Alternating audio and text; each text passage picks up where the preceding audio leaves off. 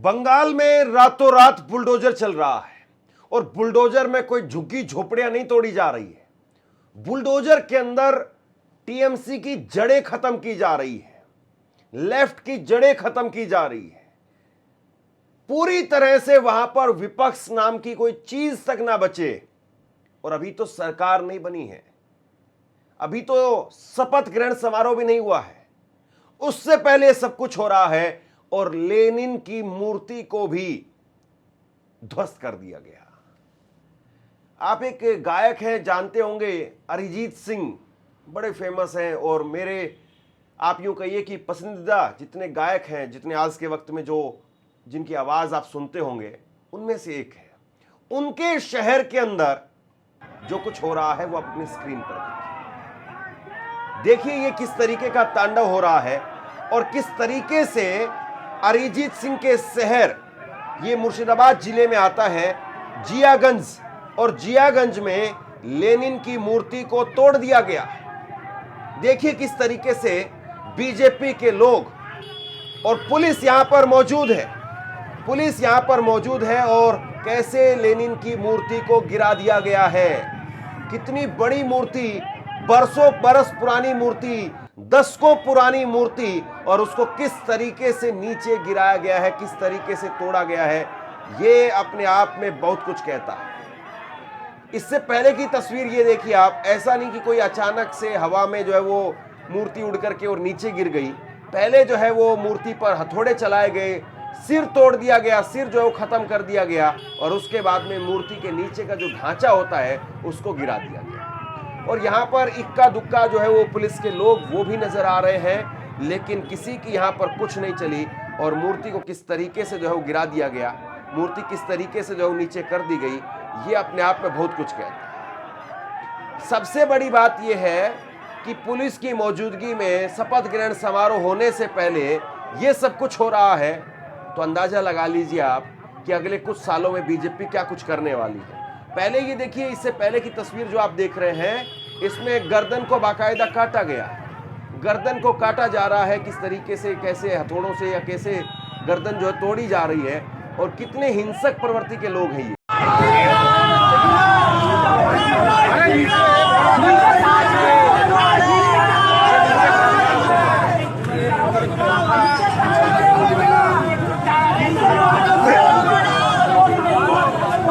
এখানে শিবাজি মূর্তি লাগানো হবে। আরে এত উঠবে না কেন? শিবাজি মূর্তি লাগানো হবে। শিবাজি মূর্তি, হ্যাঁ, আর আমাদের গোপাল বাটা, গোপাল বাটা শিবাজি, আর এটার নাম হবে শিবাজি।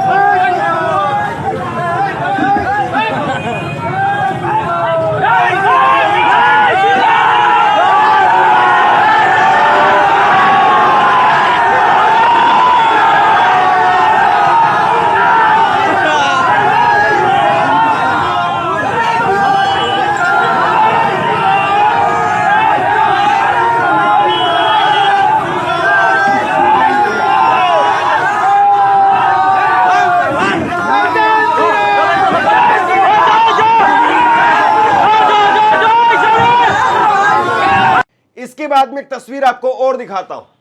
ये कोलकाता की तस्वीर है और कोलकाता में आप देखिए किस तरीके से बुलडोजर चल रहा है, कैसे बुलडोजर जो है वो रातों रात चलाया जा रहा है। ये न्यू मार्केट की तस्वीर है, कोलकाता के न्यू मार्केट की तस्वीर है, और आप देख लीजिए तस्वीरें हजार शब्दों के बराबर है। और पश्चिम बंगाल के अंदर बीजेपी अब क्या छोड़ेगी, क्या नहीं छोड़ेगी, मुझे लगता है कि ये तस्वीर अपने आप में सब कुछ बयां कर रही है। और ये विध्वंस करने वाली जो राजनीति है उसका ऐसा लग रहा है कि आगमन किया जा रहा है, बुलडोजर पर बैठ करके आगमन हो रहा है।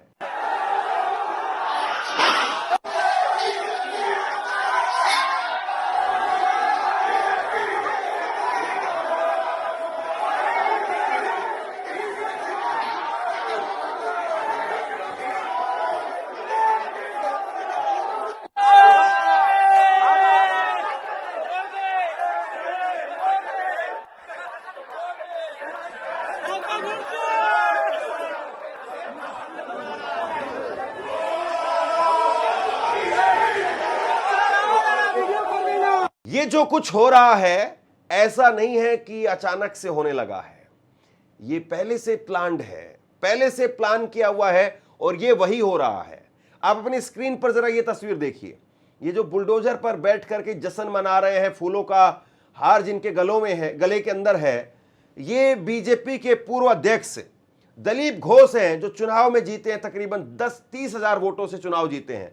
और दलीप घोष बुलडोजर पर चढ़ करके बाकायदा सेलिब्रेशन कर रहे थे। तो संकेत दे दिया गया था कि सरकार वरकार बनने का इंतजार मत करिए, सिस्टम तुम्हारा हो गया है, पूरे सिस्टम की सफाई कर दीजिए, जड़ से उखाड़ करके फेंक दीजिए टीएमसी को।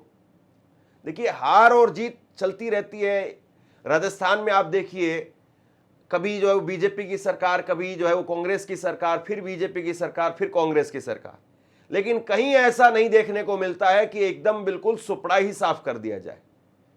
कहीं ऐसा देखने को नहीं मिलता है। कांग्रेस ने भी 15 सालों के बाद में मध्य प्रदेश में सरकार बनाई, हालांकि सरकार 1.5 महीने ही चली, माफ कीजिए 1.5 साल चली, 15 महीने के आसपास कुछ सरकार चली थी।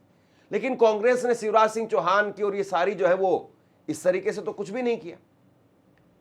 आप एक तस्वीर जरा ये देखिए, टीएमसी के दफ्तरों को कैसे अपना दफ्तर जो बनाया जा रहा है, टीएमसी के दफ्तरों के ऊपर कैसे भगवा रंग का पेंट किया जा रहा है और भगवा रंग का पेंट करके टीएमसी के दफ्तरों को वो अपना दफ्तर बना दिया गया है। बीजेपी के झंडे लगाए जा रहे हैं और पूरी तरह से बीजेपी अब कब्जा कर रही है टीएमसी के कार्यालयों के ऊपर। अपने झंडे डंडे जो है वो वहां पर लगा दिए गए हैं और ऐसा लग रहा है कि अब एक ही रंग में जो है पूरा कोलकाता, पूरा जो है पश्चिम बंगाल वो नजर आएगा।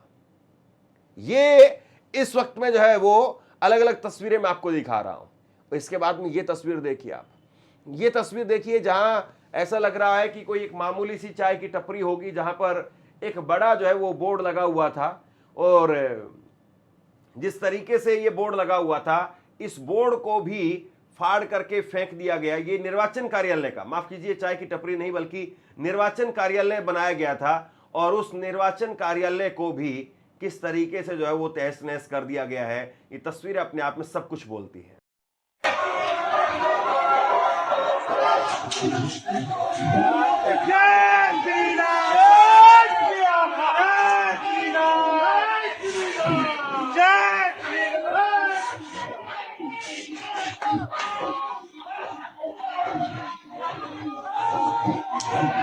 कुल मिलाकर के बात यह है कि ये बीजेपी की जो सोच है, क्या बंगाल के लोगों को पता नहीं था कि बीजेपी जब आएगी तो इस सोच के साथ में आएगी? या बंगाल के लोगों को पता था कि बीजेपी जब आएगी तो इस सोच के साथ आएगी? या बंगाल के लोग ममता बनर्जी से इतने परेशान हो गए थे, इतने ऊब गए थे, इतने थक गए थे कि वो हर हालत में ममता बनर्जी को दूर करना चाहते थे? या फिर बंगाल के अंदर जो कुछ अभी हो रहा है वो बीजेपी नहीं कर रही है, बल्कि आम जनता का आक्रोश ममता बनर्जी के खिलाफ था, वो दिखाई दे रहा है? अगर आपको लग रहा है कि केवल बंगाल की कहानी है तो आप गलत हैं। मैं इसी तरीके से सेम इसी पैटर्न पर 2018 में त्रिपुरा के अंदर जब सरकार बनी, भाजपा की सरकार बनी, उस वक्त की खबर आप देखिए। उस वक्त में भी इसी तरीके से लेनिन की मूर्ति को जो है वो गिरा दिया गया।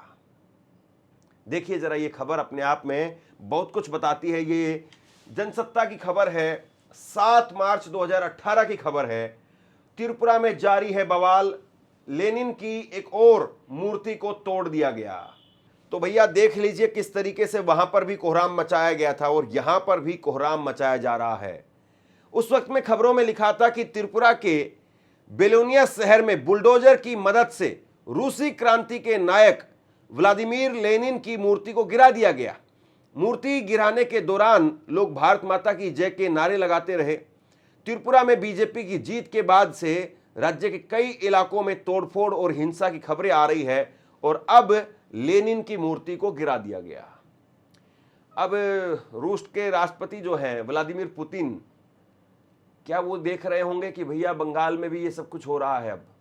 और क्या कहीं ऐसा तो नहीं है कि रूस का जो एम्बेसी है भारत में, उसकी तरफ से कहा जाए कि भैया ये आप लेनिन की मूर्ति को क्यों ऐसे गिरा रहे हैं?